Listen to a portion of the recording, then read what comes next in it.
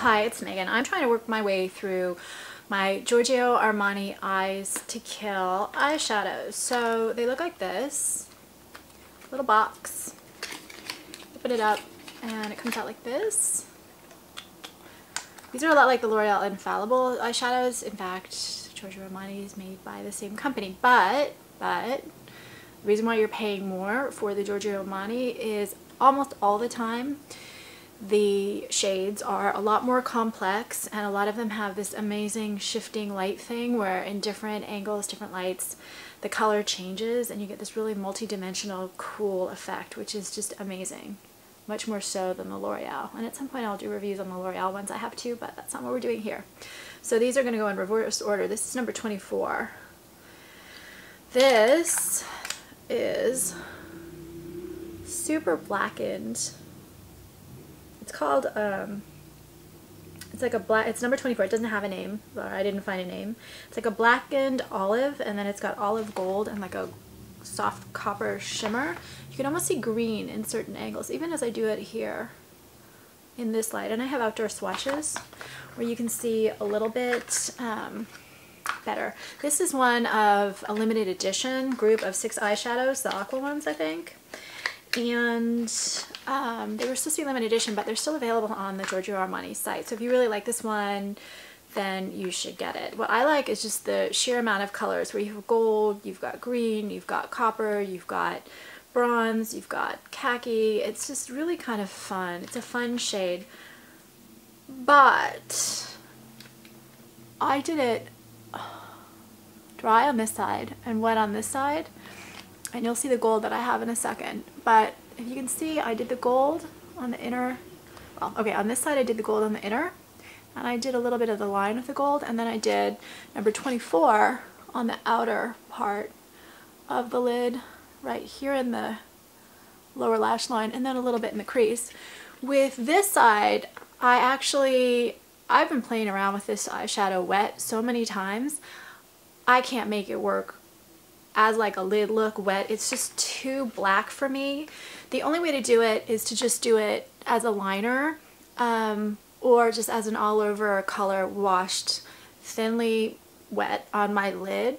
I really can't get a look like this. Just it's too much for my face. It just doesn't work. Even in the crease, it was just too black. So just be careful using a wet. I like it a lot better dry. When you do it dry, you don't get the same kind of buildup of color. And you can see the gold here, how that just built up so beautifully with gold, right? If you want that kind of a just in-your-face gold look.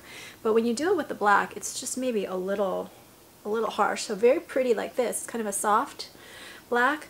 But on me personally, wet, not my thing. The next color is one of the regular collection. And this is number 5, Gold Blitz. And it's right there. And again, I have the outdoor swatches which show you kind of how it looks in the light. This is more just a real gold. It's kind of a bronze undertone. It also has a little red. What's really amazing about these, like I said, is just as they move, you see different undertones. So I saw red, I saw bronze, I saw a little copper. And it's definitely a warm but somewhat metallic, especially when wet. I think it's very metallic when wet, only slightly metallic when not wet. But look at how you can build that up. So where it would be really pretty is just putting a little dot when you've got like a dark smoky eye right in the middle of your lid. And I could have done that with the number 24, but I wanted you to see how pretty the gold was just by itself. It actually kind of reminds me a little bit of the NARS cream eyeshadow, in that it's just this amazing, beautiful, buildable gold that just is perfect. Complex, but yet simple. This has, I think, more undertones and has less undertones and less shift in shade in the light. But then again, with the gold, I don't know that that really matters. It's just so beautiful. These are $32 for 0.14 ounce, which is quite actually a large container. And they are like this really strange, like the L'Oreal, kind of pressed powder thing, which almost comes across as a cream, and definitely when you wet it, it applies more like a cream, which is why I just couldn't get the black thin enough when it was wet to actually make it wearable, except as a liner. And you can see how beautiful it smudges, so you can get a beautiful smoky eye kind of look with it.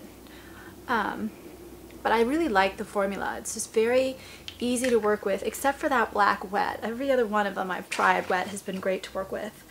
These last amazing. They're supposed to be like 24-hour wear. I don't ever do anything for 24 hours, so on me these are 12 plus hours without a primer. And I usually don't use an eyeshadow primer for these, only because they last so well, and I just love how they look. They don't really fade during the day, but they just have such a soft, beautiful sheen.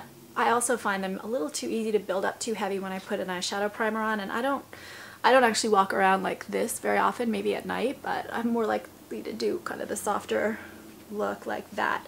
The only brushes I used were two. I just used this kind of flat, it's actually quite a stiff brush. It's one of my favorite brushes. So you can both do a broad, but you can also do a liner. And then I used a little brush like this. And then I had a smaller eyeshadow brush, so I guess I used three, which I seem to have lost. What else should I say? I guess that's it. I love number 5. I really love number 24 for what it is, which is, you know, this kind of a look, or this kind of a look. It's really not something I'm going to wear that often. It's just too black on me, even though it's a beautiful, beautiful color. But if I'm going to do like a smoky eye look, then I think something like this just adds a little bit more complexity, depth, and is a little less hard on me than just a sheer, plain, normal black matte kind of look. And they're both just stunning outside. They just are so, so beautiful. And I was working my way through these because they are one of my favorite eyeshadows, just because they're different and they're so complimentary and so flattering, and that little sparkle, my eyes just really stand out. So that's it. Please, if you have any colors of these or suggestions, I would love to hear your thoughts. If you have suggestions for videos, I would love to hear your thoughts on that as well. And if you could subscribe, I would love that. I am also doing a novel on YouTube called Masks, about makeup and the masks we wear. I'm putting the chapter links in the description to this.